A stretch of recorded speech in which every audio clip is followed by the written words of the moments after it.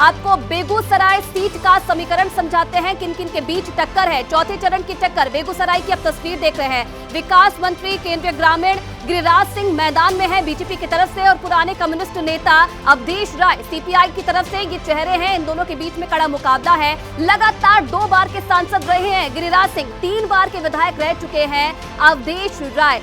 और आपको अवधेश मिश्रा के पास ले चलेंगे, बेगूसराय का समीकरण भी आपको समझाएंगे। सीधे आपको उन्नाव ले चलते हैं। अवधेश मिश्रा मेरे सहयोगी वहां से हमारे साथ जुड़ रहे हैं। अवधेश, आधे घंटे से भी कम का वक्त बचा है मतदान शुरू होने में, क्या तस्वीरें सुबह सुबह? बिल्कुल आयुषी, अगर हम बात करें आज के मतदान की, चौथे चरण में 1717 उम्मीदवार जो मैदान में है, लेकिन अगर जो बड़े चेहरे देश के उनकी बात करें तो उनमें से एक हैं साक्षी महाराज, उन्नाव से सांसद हैं, हैट्रिक की तैयारी कर रहे हैं। उनसे हम सीधे बात कर लेते हैं कि किस तरीके से पूरा कैंपेन चला और क्या उम्मीदें हैं। महाराज जी, ये बताइए कि आप लोग कह रहे हैं कि 400 पार होगा, उन्नाव में आप हैट्रिक की तैयारी कर रहे हैं, किस तरीके की उम्मीदें जनता से हैं आपको?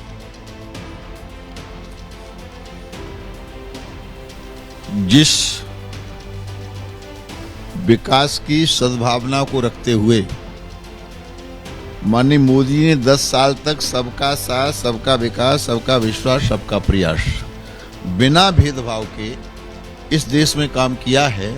अगर शौचालय हिंदू को दिया तो मुसलमान को दिया, आवास हिंदू को दिया तो मुसलमान को भी दिया, सिलेंडर हिंदू को दिया तो मुसलमानों को भी दिया, आयुष्मान कार्ड हिंदू को दिया तो मुसलमानों को भी दिया। 80 करोड़ लोगों को हम राशन बांट रहे हैं तो हिंदू को भी दे रहे हैं, मुसलमानों को भी दे रहे हैं। 65 साल तक मुसलमानों को डराया गया, धमकाया गया, भयभीत किया गया, लेकिन 10 सालों में मुसलमानों ने असील को समझा है कि कांग्रेस कहाँ खड़ी है और भाजपा कहाँ खड़ी है। लेकिन इंडिया गठबंधन कह रहा है कि आप लोगों को ये डर हो गया है कि 200 भी पार नहीं करेंगे, इसलिए आप लोग हिंदू मुसलमान कर रहे हैं।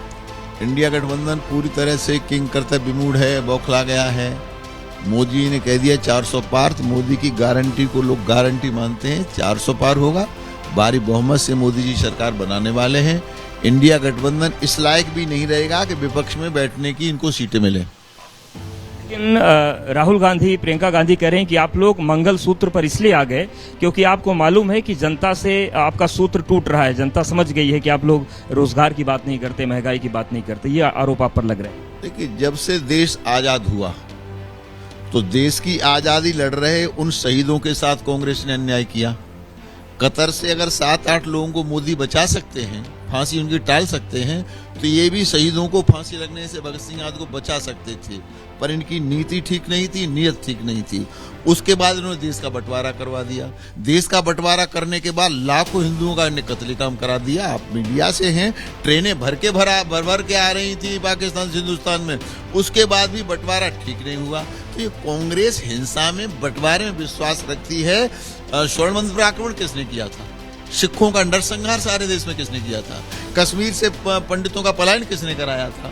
तो पूरी तरह से कांग्रेस एनडी गठबंधन बेनकाह हो चुका है और जनता को पता है कि एनडी गठबंधन में वो लोग हैं या तो बेल पर हैं या जेल में हैं या जेल में जाने वाले। अरविंद केजरीवाल कह रहे हैं कि ये चुनाव मोदी जी के लिए नहीं, अमित शाह जी के लिए हो रहा है, उनको प्रधानमंत्री बनाया जाएगा। अवधेश बात कर रहे थे साक्षी महाराज से उन्नाव में, और वहां भी आज मतदान होना है, लेकिन मतदान तो बेगूसराय में भी होना है और उसके समीकरण थोड़ी देर पहले आयुषी ने आपको बताए। अब सीधा आपको ग्राउंड पर लिए चलते हैं, बेगूसराय लिए चलते हैं। निधि श्री वहां से जुड़ी हुई हैं। आप मुश्किल से 14-15 मिनट का वक्त बाकी है मतदान शुरू होने में भी, तो क्या हलचल है वहां पर?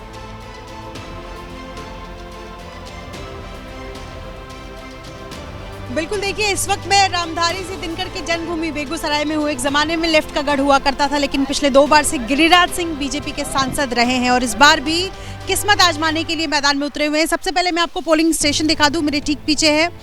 कुछ मिनट बाकी है जब पोलिंग यहाँ पर शुरू हो जाएगा। हालांकि गांव का मिजाज अलग ही होता है और यही वजह है कि तमाम आपको यहाँ वोटर्स दिख जाएंगे जो हाथ में इस तरीके से जो है आधार कार्ड लेकर खड़े हैं, वोटिंग ID। और सवाल ये है कि इस बार किसका पलड़ा भारी लग रहा है। उससे पहले कि ये कि आप लोग सुबह सुबह आ गए हैं, जलपान किया। इस बार पलड़ा भारी अवधेश राय का है।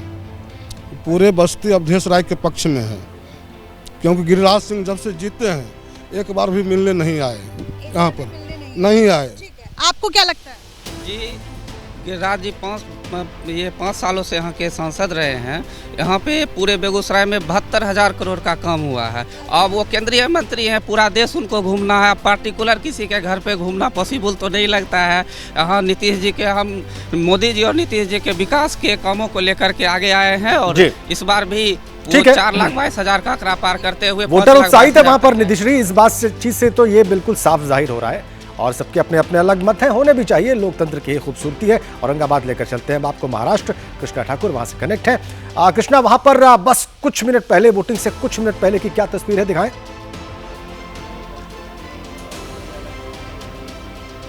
देखिए, आज महाराष्ट्र समेत पूरे देश भर में लोकतंत्र का पर्व मनाया जा रहा है। महाराष्ट्र की 11 सीटों पर आज चुनाव होना है।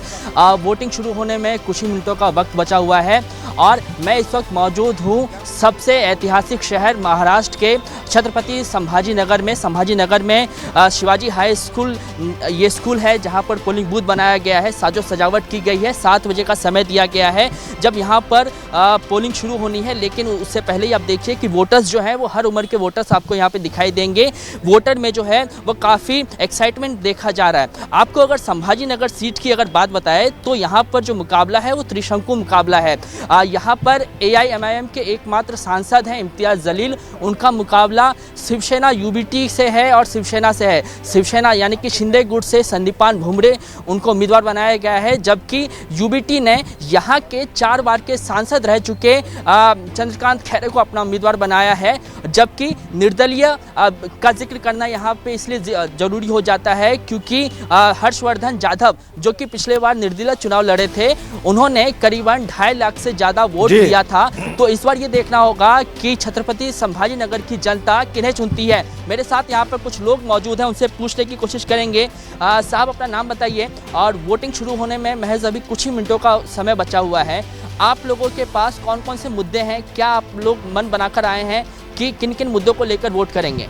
मेरा नाम रियाज खाजी है, मैं कोकड़पुरे में रहता हूँ। पहले तो मैं आपको ये बताता हूँ कि मेरा वोट जो रहेगा ना वो औरंगाबाद शहर के डेवलपमेंट के नाम पे रहेगा। दूसरी चीज़ औरंगाबाद के भाईचारे के नाम पे।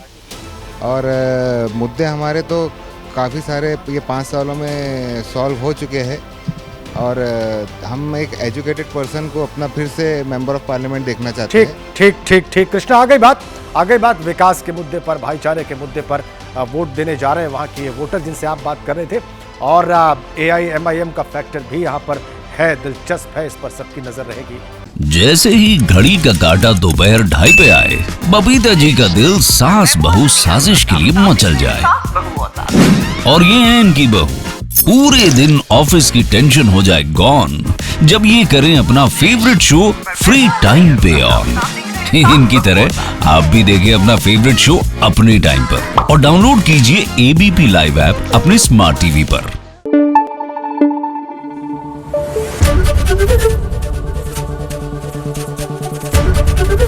ABP न्यूज आपको रखे आगे।